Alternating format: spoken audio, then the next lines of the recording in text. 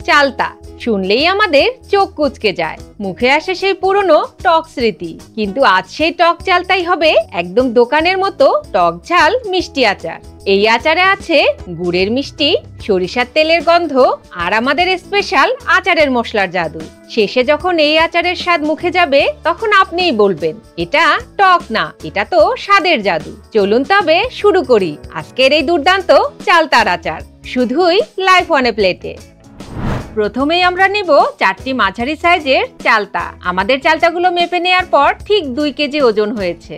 এবার চালতাগুলো কেটে ঠিক এইভাবে প্রতিটি ভাঁজ থেকে আলাদা করে নিব এবং চালতার মাঝের অংশ ফেলে দিব। তার সঙ্গে চালতাগুলো একদম ফ্রেশ হওয়ার কারণে আমরা ছালের অংশটুকু ফেলবো না। এবার আমাদের কেটে নেওয়া চালতাগুলো ধোয়ার আগে পর্যাপ্ত পরিমাণে পানি অ্যাড করে এতে দিব 1 টেবিল চামচ পরিমাণ লবণ।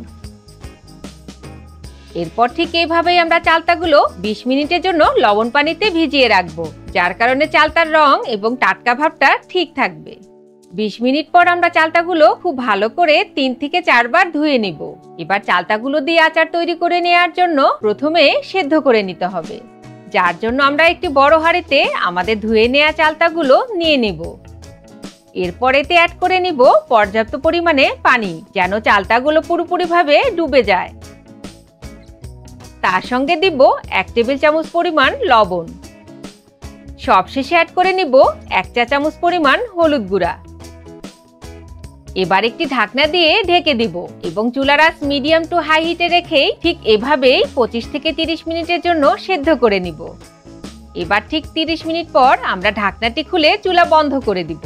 আপনারা দেখতেই পাচ্ছেন আমাদের চালতাগুলো একদম পারফেক্টলি সেদ্ধ হয়ে গেছে। তার সঙ্গে চালতাগুলোর ভেতরে হলুদ এবং লবণ খুব ভালোভাবে ঢুকে এর রংটাও কিন্তু পাল্টে গেছে। এবার আমরা একটি স্ট্রেনার দিয়ে খুব ভালো করে পানি ঝরিয়ে চালতাগুলো একটি পাত্রে তুলে নিব।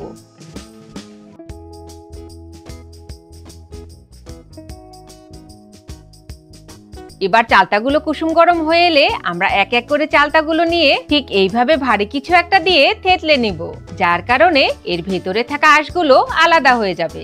এর ফলে আচার তৈরি করার সময় আমরা যে মশলাগুলো ব্যবহার করব তা খুব ভালোভাবে চালতার ভিতর ঢুকে যাবে এবং খেতেও খুবই সুস্বাদু হবে। এই প্রসেসটি একটি বেলন অথবা শিল ব্যবহার করে খুব সহজেই করে নিতে পারেন। আপনারা দেখতেই পাচ্ছেন আমাদের চালতাগুলো পারফেক্টলি সেদ্ধ হওয়ার কারণে কিন্তু চালতাগুলো খুব সহজেই থেতলে নেওয়া যাচ্ছে, যার কারণে এই প্রসেসটুকু করতেও খুব বেশি সময় লাগবে না। আমরা ঠিক এইভাবেই এক এক করে সবগুলো চালতা থেতলে নিব।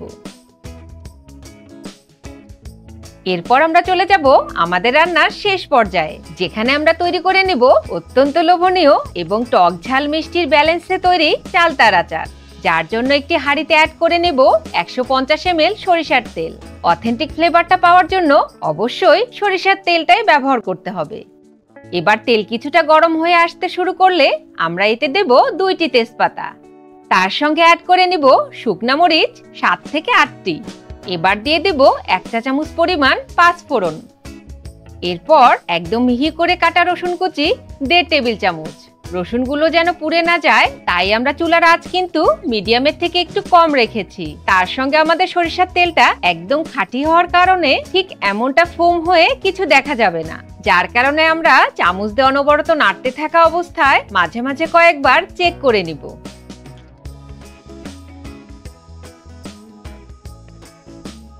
এবার যখন দেখব আমাদের রসুনগুলো ঠিক এমনটা গোল্ডেন ব্রাউন কালার হয়ে এসেছে তখন আমরা আমাদের চালতাগুলো রান্নায় অ্যাড করে নেব। এবার চুলার আঁচ মিডিয়ামে রেখে আমরা রান্না শুরু করব এবং এভাবেই চালতাগুলো 1 থেকে 2 মিনিটের জন্য নেড়েচেড়ে সবকিছুর সঙ্গে মিশিয়ে নেব। এতে করে রসুন, পাঁচফোড়ন এবং শুকনা মরিচের কুকিং প্রসেস বন্ধ হয়ে যাবে এবং পুড়ে যাবে না।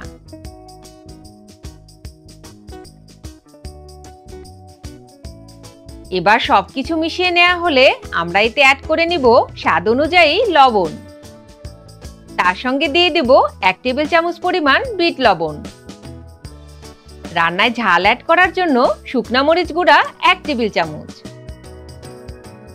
এরপর অ্যাড করে নিব আখের গুড় 800 গ্রাম। আমরা এই আচারটি তৈরি করার জন্য আখের গুড় ব্যবহার করেছি, তবে আপনারা চাইলে এই রান্নাটি চিনি অথবা খেজুরের গুড় দিয়েও তৈরি করতে পারেন। তার সঙ্গে এখানে আরেকটি কথা খেয়াল রাখতে হবে, আমরা যখন চালতাগুলো সেদ্ধ করে নিয়েছি তখন কিন্তু পানিতে লবণ অ্যাড করে চালতাগুলো সেদ্ধ করেছি, যার কারণে আচারটি তৈরি করার সময় একটু কম পরিমাণে লবণ ব্যবহার করতে হবে। আমরা আচারে গুড় অ্যাড করার পর যখন গুড়গুলো পুরোপুরিভাবে গলে যাবে ঠিক তখন থেকে শুরু করে আরো 7 থেকে 8 মিনিটের জন্য কিছুক্ষণ পর পর নেড়েচেড়ে চালতাগুলো গুড়ের সাথে জাল করে নিব।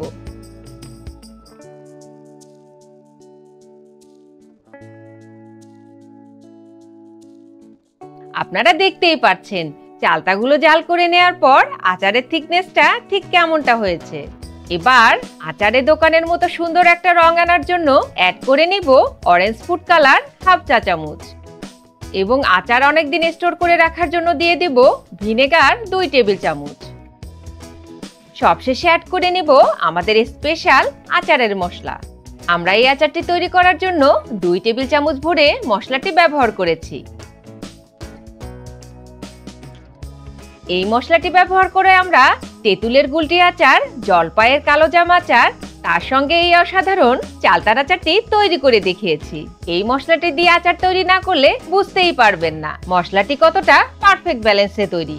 ভিডিওটি দেখে নিতে চাইলে ডেসক্রিপশন বক্সে লিংক দেওয়া আছে, ভিডিওটি শেষ করে অবশ্যই দেখে নেবেন। এবার চলুন আমাদের রান্নায় ফিরে যাই।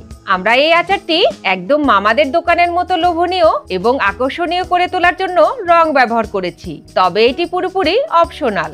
এখানে আরো একটি কথা বলে রাখি, আমরা যেহেতু চালতাগুলো সেদ্ধ করে থেতলে নিয়েছি তাই চালতাগুলো খুবই নরম, আর আমরা যেহেতু আচারগুলো একদম বড় বড় পিস আকারে রাখতে চাই তাই রান্না শুরু থেকে শেষ পর্যন্ত আচারটি কিছুক্ষণ পর পর খুবই আলতোভাবে নাড়তে হবে, না হলে আচারগুলো একদমই ভেঙে যাবে। আমরা আচারে শেষ উপকরণগুলো অ্যাড করার পর আরো 3 থেকে 4 মিনিট জাল করে গুড় কিছুটা ঘন হয়ে আসা পর্যন্ত রান্না চালিয়ে যাব। এই সময়ের মধ্যে আচারের ভেতরেও মশলার ফ্লেভারটা পুরোপুরিভাবে চলে আসবে, আর যেহেতু গুড় ঠান্ডা হলে বেশ অনেকটা ঘন হয়ে আসবে তাই আমরা খুব বেশি জাল করে গুড়কে খুব বেশি ঘন করে ফেলবো না। আপনারা দেখতেই পাচ্ছেন আমাদের চালতার আচার রান্না শেষে ঠিক কেমনটা দেখাচ্ছে। এই পর্যায়ে আমরা চুলা বন্ধ করে দিব। তৈরি হয়ে গেল একদমই সহজ এবং দারুণ স্বাদের চালতার আচার। এভাবে প্রতিদিন প্লেটে পরিবেশন করছি জীবনের স্বাদ। লাইফ অন এ প্লেটের সাথেই থাকুন, স্বাদ থাকুক মনের মাঝে। ভালো থাকুন, সুস্থ থাকুন, রান্না করুন। ধন্যবাদ।